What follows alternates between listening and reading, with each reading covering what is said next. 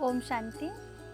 कोई भी अच्छा काम जब शुरू करते हैं तो कहते हैं श्री गणेश करो। विघ्न विनाशक, दुख हरता, सुख करता, सिद्धि विनायक श्री गणेश जी की हम बहुत महिमा करते हैं, प्यार से उनकी पूजा करते हैं और उनको याद करते हैं। लेकिन क्या केवल उनकी पूजा करना, उनकी महिमा करना काफ़ी है?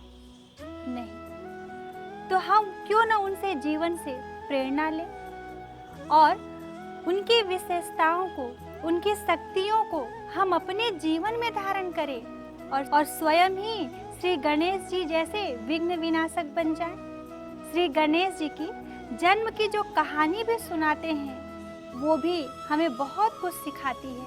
कहते हैं शंकर जी तपस्या के लिए बहुत दूर कहीं पहाड़ों पर गए थे। तभी पार्वती अपने मैल के मिट्टी से एक बच्चे का निर्माण करती हैं और एक दफा उस बच्चे को घर के बाहर खड़ा करती हैं और कहती हैं, मैं स्नान करने जा रही हूँ, घर के अंदर कोई भी प्रवेश न करे, ध्यान रखना। गणेश जी अपनी माँ के वचनों का पालन करने के लिए घर के बाहर खड़े हो गए और उसी समय शंकर जी वापस लौट आए। शंकर जी को अंदर जाने के लिए श्री गणेश जी ने मना किया क्योंकि माँ के वचनों का पालन करना था। और गणेश जी की इस बात से शंकर जी को बहुत ही गुस्सा आया और उन्होंने गुस्से में आकर गणेश जी का सर ही काट दिया। तभी माँ पार्वती बाहर निकली और उन्होंने देखा कि स्वयं शंकर जी गणेश जी के सर को काट चुके हैं। तो माँ पार्वती को सांत्वना देते हुए शंकर जी ने कहा, इस रास्ते से अभी जो भी गुजरेगा मैं उसका सर काटकर इस पर लगा दूंगा। तभी थोड़ी देर में वहां से एक हाथी गुजरता है और हाथी के सिर को काटकर शंकर जी उस बालक पे लगा देते हैं और उस बालक का नाम रखते हैं गणेश। अब ये कहानी तो हम सदियों से सुनते आ रहे हैं, लेकिन वास्तव में इसका आध्यात्म रहस्य क्या है, इसके अंदर छिपी सच्चाई क्या है? तो अब देखें कि जो श्री गणेश जी हैं उन्होंने स्वयं शंकर जी को भी घर के अंदर आने से मना किया, रोका। क्यों? क्योंकि वो अपने पिता को पहचान नहीं पाए थे।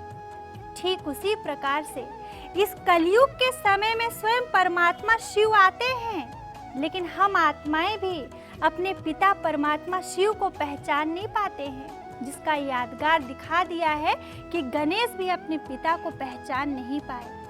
और शंकर जी जो 10 साल की तपस्या के बाद वापस लौटे थे, 10 साल की तपस्या माना उनके अंदर पूरी शीतलता और शांति भरी होनी चाहिए, लेकिन दिखाया है आए और एक छोटे से बच्चे पे गुस्से में उन्होंने उनका सर काट दिया। क्या ये सही है? तो नहीं। वास्तविकता क्या है कि शंकर जी ने गणेश का सर नहीं, वो सर नहीं बल्कि हमारे अहंकार का सर है। कौन से अहंकार का? तो गणेश का जो पूरा शरीर बना हुआ भी था वो भी एक मिट्टी का था, और मिट्टी माने ये शरीर भी हमारा एक मिट्टी का ही है, जिसका हमें बहुत अभिमान है, अहंकार है।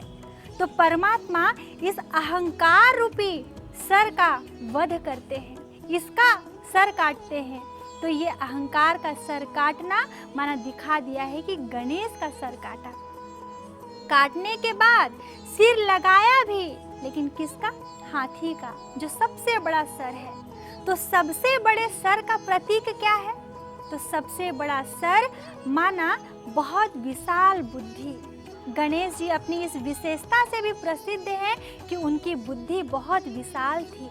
तो हमारी भी बुद्धि परमात्मा के ज्ञान से विशाल हो जाएगा।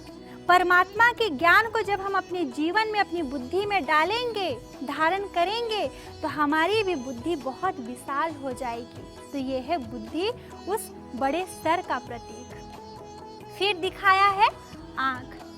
गणेश जी की आंखें छोटी छोटी दिखाई हैं, लेकिन कहते हैं कि छोटी आँख भले थी, लेकिन वो दूरदेशी थे, दूर की वस्तुओं को भी देख लेते थे। तो वो दूरदेशी किसका प्रतीक है? हमारे कर्मों का प्रतीक है कि हम वर्तमान में जो भी कर्म करें अपने भविष्य का सोच के करें, दूर आने वाले समय का सोच के करें। और जब सोच के करेंगे तो हमारे कर्म भी श्रेष्ठ होंगे और श्रेष्ठ कर्म का फल हमारा भविष्य भी श्रेष्ठ होगा। तो इसकी विशेषताएं आँख से बताई हुई है। फिर दिखाते हैं कान। उनका कान बड़ा बड़ा दिखाया है। और बड़े कान का तात्पर्य क्या है कि हम कोई भी बात सुने पर ध्यान से सुने। लेकिन कान का आकार सूप जैसे भी दिखाया है। सूप जैसे क्यों?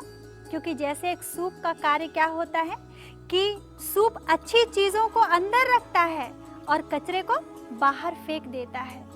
हम भी यही करें, बुरी बुरी बातों को हम न सुने और न धारण करें बल्कि फेंक दें। और सुनना है तो किस चीज़ों को सुने? अच्छी चीज़ों को।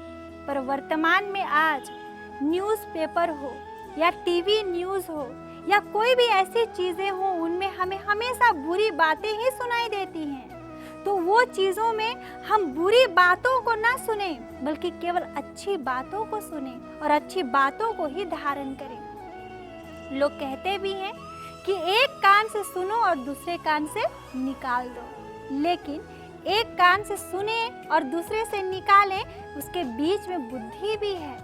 अगर बुरी बातें सुनेंगे और अगर बीच में बुद्धि में अटक गई वो बुरी बात, तो हमारा पूरा जीवन, हमारा पूरा वायुमंडल ही क्या हो जाएगा?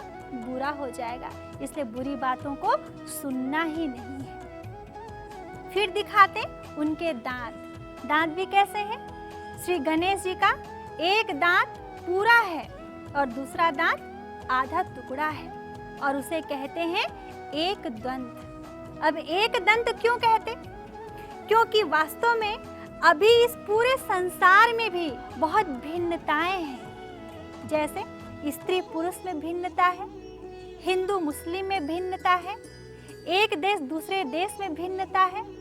और इन सारी भिन्नताओं को स्वयं परमात्मा एक बनाने आए हैं, जिसको कहेंगे एक राज्य, एक भाषा और एक सारा संसार। भिन्नता को समाप्त करके एक करने का कार्य ही जिसका यादगार एक दंत है। फिर दिखाया है श्री गणेश जी का सूंड। और सूंड की दो बहुत अच्छी विशेषताएं हैं। एक तो सूंड बहुत शक्तिशाली है और इतना शक्तिशाली है कि वो चाहे तो एक विशाल पेड़ को भी उखाड़ कर फेंक सकता है। और दूसरा, सूंड बहुत ही नाजुक और कोमल है। चाहे तो एक छोटे से नन्हे बालक को बहुत प्यार से पकड़ के उठा के अपने पीठ पर भी डाल सकता है। तो हमें भी इन दोनों चीज़ों का बैलेंस रखना आना चाहिए कि हमें जीवन में परिस्थिति अनुसार कभी अपने जीवन में शीतलता को धारण करना चाहिए तो कभी शक्ति स्वरूपा को धारण करना चाहिए। जहाँ जरूरत है हम शक्ति स्वरूप बन जाएं और जहाँ जरूरत है हम बिल्कुल शीतल शांत स्वरूप बन जाएं। तो इन दोनों चीज़ों को बैलेंस करने का प्रतीक उनका सूंड दिखाया हुआ है। और फिर दिखाया है इतने बड़े देव गणेश जी का वाहन क्या है? चूहा। तो चूहा ही क्यों? तो आप जानते हैं कि चूहा की विशेषता क्या है कि चूहा कभी भी एक जगह स्थिर नहीं रह सकता। वो यहाँ से वहाँ दौड़ता रहता है और साथ साथ वो कुछ भी कुतरता रहता है। तो हमारा जो मन है वह भी एक चूहे के समान है, जो कभी भी हमारा मन स्थिर नहीं रहता है, वो हमेशा भटकता रहता है, साथ साथ कुछ न कुछ सोचता रहता है, कभी शांत नहीं रहता है। और ये हमारा मन रूपी जो चूहा है अक्सर करके बुराई की तरफ ज़्यादा जाता है, बुराई के लिए ज़्यादा सोचता है। तो इस मन रूपी चूहे को हम अपने कंट्रोल में करें, अर्थात हम अपनी कर्मेंद्रियों को अपने वश में करें। तो कर्मेंद्रियों को, मन को अपने वश में करना अर्थात इस चूहे पर भी अपना विजय पाना। तब गणेश जी ने चूहे को अपना वाहन बनाया। तो हम भी अपने मन रूपी, अपने कर्मेंद्र रूपी इन चूहों पर अपना कंट्रोल करें और इन्हें अपना वाहन बना के रखें। फिर दिखाया है कि इतने बड़े श्री गणेश जी का पेट कितना बड़ा है और बहुत भरा हुआ भी है। ये किसका प्रतीक है? दुनिया में कहावत भी है कि जब कोई भी व्यक्ति कोई बात को समा नहीं पाता है, जगह जगह वर्णन करता है, तो क्या कहते हैं? इसके पेट में कोई बात पचती ही नहीं है। पेट का ही नाम क्यों लेते हैं? क्योंकि श्री गणेश जी का जो पेट है उसमें गणेश जी ने अपनी पूरी बातों को समा के रखा है, कई ऐसी चीजों को समा के रखा है। तो हम भी गणेश जी से ये चीज सीखें कि हम कोई भी बातों को या कोई भी ऐसी चीजें जिसको कहना नहीं है, बोलना नहीं है, हम उनको अपने भीतर समा के रखें, वातावरण संतुलन बना के रखें। तो ये है उस पेट का प्रतीक। फिर दिखाते हैं कि गणेश जी की 4 भुजाएं हैं, चारों भुजाओं में अलग अलग अस्त्र शस्त्र हैं। पहले में है कुल्हाड़ा। अब कुल्हाड़ा क्या? हमारे अंदर बहुत सारी बुराइयां भरी हैं और इन बुराइयों के कारण हमारे जीवन में वो संतुष्टता नहीं है, वो सुख नहीं है, वो शांति नहीं है। लेकिन हम अपनी बुराई को अपने ज्ञान के कुल्हाड़े से खत्म कर दें। परमात्मा ने जो ज्ञान दिया है उस ज्ञान को यूज करें और अपने अंदर की सारी बुराइयों को समाप्त करें। उसी का प्रतीक कुल्हाड़ा दिखाया है। फिर दूसरे हाथों में दिखाया है रस्सी। रस्सी है प्रेम का प्रतीक। तो हम खुद को, दूसरों को अर्थात एक दूसरे को स्नेह के बंधन में बांधें। स्नेह के बंधन में आज जानवर, पशु, पक्षी भी बंध जाते हैं, तो इंसान नहीं बंध सकते। तो हम सभी को स्नेह के बंधन में बांधें। तो ये है रस्सी का प्रतीक। फिर गणेश जी का जो तीसरा हाथ है वो वरदानी रूप में है, अर्थात इस प्रकार से है। ये देने का निशानी है और ये लेने का निशानी है। तो अक्सर देवता गणेश जी का जो हस्त है वो सदा ऐसा है। तो हम भी उनसे यही सीखें कि हमें भी उन्हीं की तरह सबको देना है, लेना नहीं है, केवल देना है। लेकिन क्या दें? तो दूसरों को सुख दें, दूसरों को प्रेम दें, दूसरों को खुशी दें। ये देने की भावना अगर हमारे अंदर होगी तो हमारे पास ये सारी चीजें स्वतः आ जाएंगी। तो हमेशा देते चलें। और चौथे हाथ में है मोदक या लड्डू। अब आप जानते ही हैं कि मोदक या लड्डू आसानी से नहीं बनता है, उसे बनाने में मेहनत भी करनी पड़ती है। और जब बन जाता है तो मोदक या लड्डू का मिठास कैसा होता है? मीठा होता है। तो ये जो सारी चीजें अभी हमने सुनी, गणेश जी की पूरी विशेषताएं जो हम अपने जीवन में लेकर के आए, इसे लाने में भी हमें मेहनत करना पड़ेगा। लेकिन मेहनत का फल क्या मिलेगा? मीठा मिलेगा। और इसी की निशानी वो मोदक या मीठा लड्डू बताया है। फिर देखें तो गणेश जी के बैठक व्यवस्था में भी बहुत फर्क है। जैसे उनका एक पैर जमीन को छूता हुआ है और दूसरा पैर ऊपर की ओर मुड़ा हुआ है। ऐसा क्यों? क्योंकि भले हम इस संसार में रहें, अपने संबंधी, रिश्ते, नाते, कार्य, व्यवहार सब कुछ करें, अर्थात जमीन पर रहें, जमीन पर पैर रखा, लेकिन बुद्धि हमेशा हमारी ऊपर रहे, परमात्मा में लगी रहे।